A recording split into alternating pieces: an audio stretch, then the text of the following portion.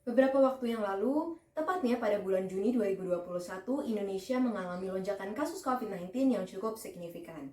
Kenaikan tersebut bahkan masih terus berlanjut sampai dengan pertengahan bulan Agustus ini. Titik tertinggi dari lonjakan kasus COVID-19 tersebut terjadi pada tanggal 15 Juli tahun 2021, yaitu sebanyak 56.000 kenaikan per harinya.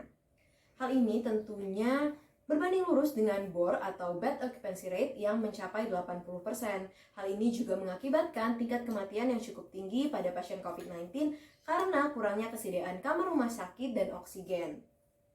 Dengan adanya kejadian ini, tentu saja pemerintah harus mengambil keputusan demi keselamatan masyarakat. Pemerintah kemudian menerapkan PPKM darurat dengan harapan lonjakan kasus COVID-19 dapat segera dikendalikan. Dengan penerapan PPKM darurat yang ketat dan berkesinambungan selama beberapa bulan terakhir, akhirnya kasus COVID-19 di Indonesia mulai mengalami penurunan.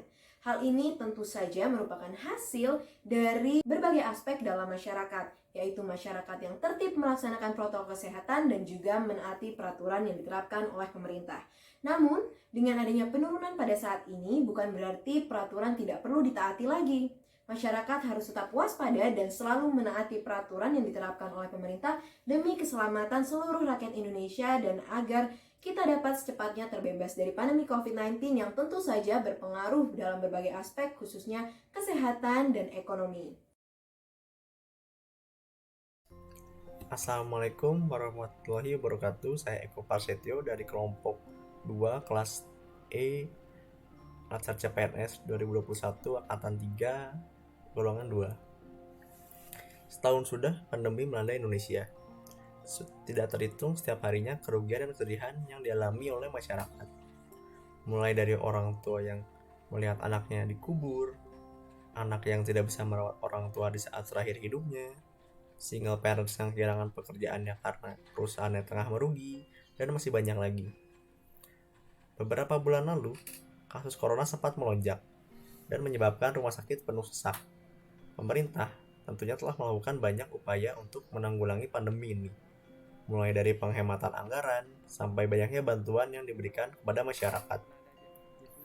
Kebijakan-kebijakan pemerintah tentunya banyak membutuhkan kerjasama masyarakat. Contohnya PPKM darurat dan program vaksinasi nasional yang sangat membutuhkan kedisiplinan dan kemauan masyarakat untuk melaksanakan protokol kesehatan serta pola hidup sehat. Semua itu dilakukan demi tercapainya herd immunity sehingga virus corona dapat terkendali dan kehidupan berjalan normal seperti di beberapa negara di Eropa dan Amerika yang telah membebaskan masker. Oleh karena itu, pelajaran yang dapat diambil dari peristiwa ini bahwa masyarakat dan pemerintah harus saling bersinergi demi tercapainya kondisi Indonesia yang kembali normal sehingga berbagai sendi-sendi kehidupan dapat pulih kembali. Peran kita sebagai masyarakat setidaknya menjalani peraturan dari pemerintah dan menerapkan protokol kesehatan dan juga mengingatkan orang di sekitar kita untuk tetap waspada akan bahaya virus corona sehingga Indonesia bebas corona tidak hanya sekedar cita-cita.